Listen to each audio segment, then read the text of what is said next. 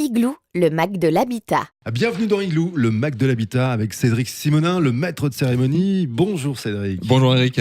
Aujourd'hui, on va accueillir un notaire. Attention. Alors normalement, il va nous parler des précautions à apporter avant de se porter caution. C'est ça. Voilà. Il s'appelle Philippe Cherrier, maître. Bonjour. Bonsoir. Soyez le bienvenu. Mais avant d'en venir à vous, d'en venir aux mains, j'allais dire, on va parler de l'actualité du petit monde de l'habitat, ou du grand monde de l'habitat, ça dépend des jours. On va parler sous. On va parler de nouvelle loi de finances, puisque j'aimerais vous parler du crédit d'impôt pour la transition énergétique, qui est connu sous le nom de CITE. Donc ce crédit d'impôt est prorogé jusqu'au 31 décembre 2019, c'est la bonne nouvelle.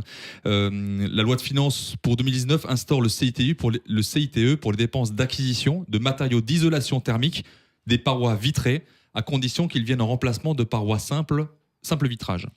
Donc ce crédit d'impôt est par ailleurs soumis au plafond spécifique de 670 € par fenêtre, ce qui correspond à un crédit d'impôt de 15%, soit 100 €. Ensuite, les dépenses de pose d'équipements de chauffage utilisant des énergies renouvelables deviennent éligibles. C'est aussi une très bonne nouvelle, ainsi que les dépenses payées pour la dépose d'une cuve à fioul, mais sous condition de ressources.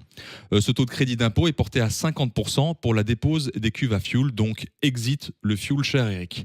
Les dépenses d'acquisition de chaudières à très haute performance énergétique, autres que celles fonctionnant au fioul évidemment, ainsi que les chaudières à micro-cogénération fonctionnant au gaz, demeurent éligibles au CITE, mais dans la limite d'un plafond de 3 350 € par chaudière, correspondant à un crédit d'impôt de 30%, soit 1 000 €. En résumé, voici les trois taux du CITE.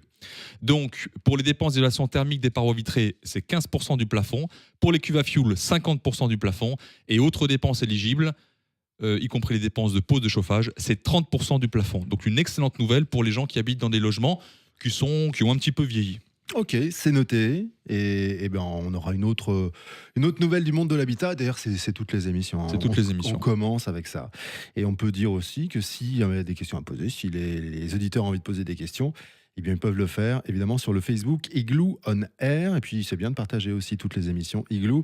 C'est la 25e aujourd'hui, déjà, depuis le début de la saison. C'est bien. Et on accueille Philippe Cherrier, maître Cherrier, notaire à Rossheim, installé depuis 1997.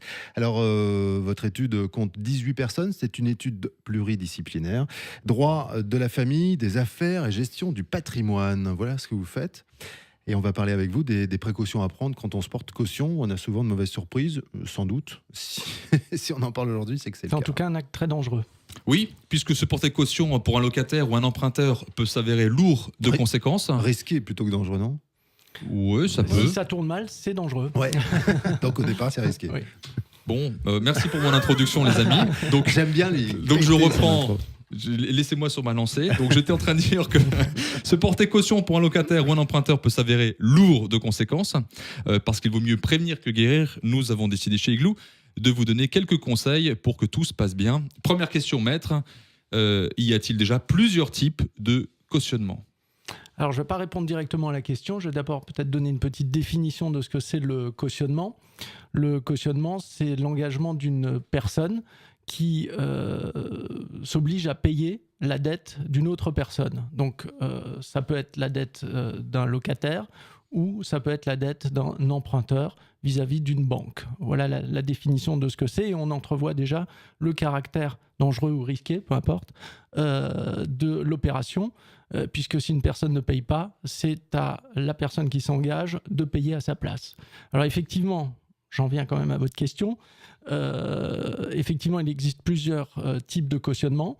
Vous avez le cautionnement simple et le cautionnement solidaire. La différence essentielle entre les deux, c'est que dans le cautionnement simple, vous êtes engagé à partir du moment où le créancier a épuisé ses voies de recours, alors que dans le cautionnement solidaire, le créancier peut vous demander à n'importe quel moment, en cas de défaillance de la personne qui lui doit de l'argent, de payer à la place de celui qui est défaillant. Voilà donc la différence entre les deux.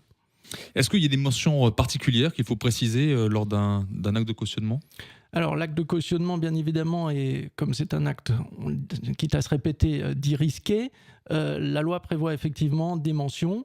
D'abord, le montant ou l'étendue du cautionnement doit être précisé de façon manuscrite. Donc, vous vous engagez et vous dites, voilà, je sous-signais je m'engage à payer la somme de temps pour le compte de monsieur un tel dans tel et tel cas. Donc une mention manuscrite est obligatoire.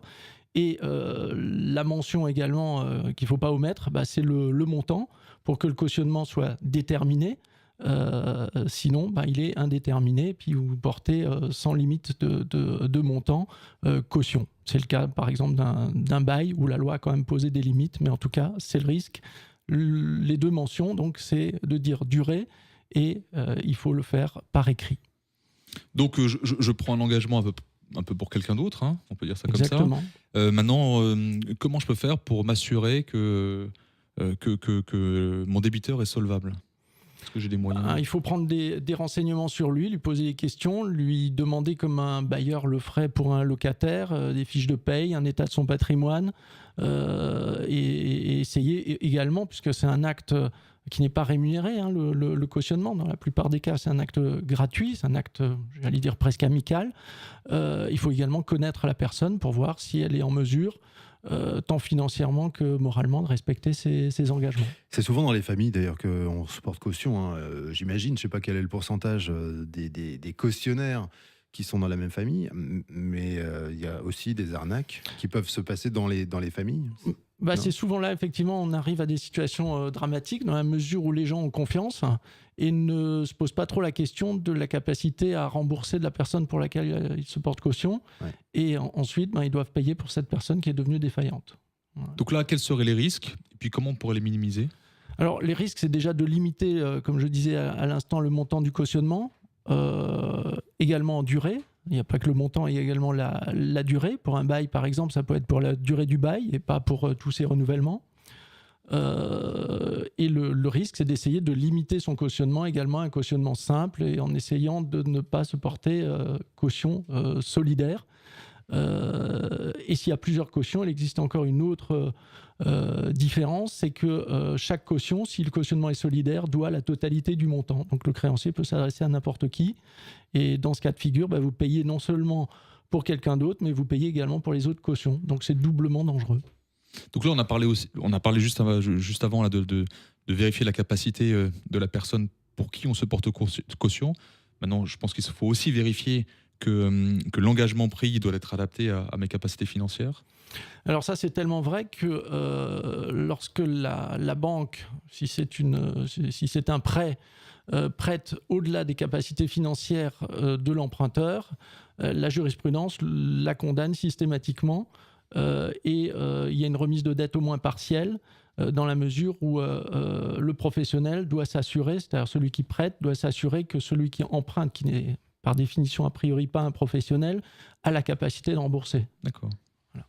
Maintenant, si on prend le cas d'un couple, hein, l'un des deux fait cet acte de caution, l'autre ne signe pas. Quelles sont les conséquences pour l'un et l'autre ?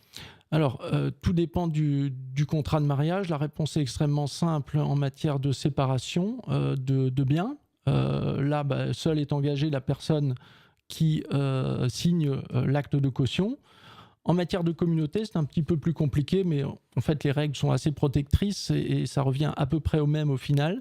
C'est que la personne qui s'engage, si le conjoint ne s'engage pas, ne signe pas, la personne qui s'engage engage ce qu'on appelle ses biens propres, c'est-à-dire les biens qu'il a hérités ou qu'il avait éventuellement avant le mariage, ou ses seuls revenus. Et la communauté n'est pas engagée, donc tout ce qui est économie, tout ce qui appartient au conjoint n'est pas engagé.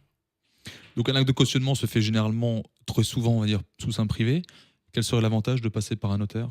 Alors, c'est un acte effectivement qui est souvent pris, comme on le disait à l'instant, dans le cadre d'un contexte familial, et donc il est parfois, les gens s'engagent parfois à la légère.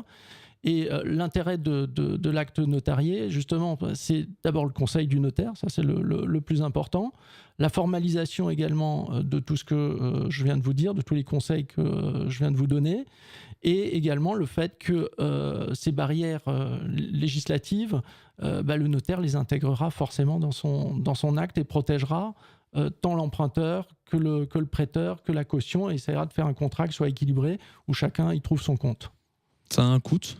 Ça a un coût, mais qui n'est en général pas distinct de l'acte principal qui est dressé par le notaire, puisqu'un cautionnement est toujours accessoire à un contrat, soit un contrat de bail, soit un contrat de prêt. Par exemple, pour un contrat de bail, ça équivaut à le fait de rédiger pour le notaire le contrat de bail à peu près 1 mois de loyer. Et pour un contrat de prêt, ça équivaut à peu près à 0,5% du montant de la somme empruntée. En fait, on n'a rien à gagner quand on est que cautionnaire, on a juste tout à perdre finalement. Peut-être on fait plaisir en fait Voilà, à une personne et c'est un service rendu. c'est un service, Voilà, qui peut s'avérer coûteux. c'est ça. Donc il Voilà. faut faire bien attention. Oui. Ouais. C'est pour ça qu'on a On une a fait émission cette là-dessus, émission hein. et d'ailleurs on va la résumer en 30 secondes. Qu'est-ce qu'on s'est dit aujourd'hui? Quelles sont les précautions à prendre donc quand on se porte caution? Ne vous engagez pas à la légère. Portez-vous caution en fonction de la personne que vous garantissez et fixez des limites à votre cautionnement. Et là on est tranquille, Voilà, a priori. en étant voilà. passé chez le notaire en plus. C'est mieux. Voilà. Maître Cherrier, merci beaucoup. Quelque chose me dit que vous allez revenir bientôt dans cette émission. Je ne sais pas pourquoi, une intuition comme ça. Merci Cédric Simonin. Merci Eric. À très bientôt dans Igloo. Igloo on Air, c'est sur Facebook, sur topmusic.fr en intégralité, bien entendu. Cette émission, vous pouvez la partager sur les réseaux sociaux, évidemment. On la retrouve aussi sur le site de Trianon Résidence, dont vous êtes le patron, Cédric Simonin. Tout à Merci fait. beaucoup. Merci, maître. Merci. À très Merci à bientôt. vous. Au revoir À et bientôt. bonne soirée.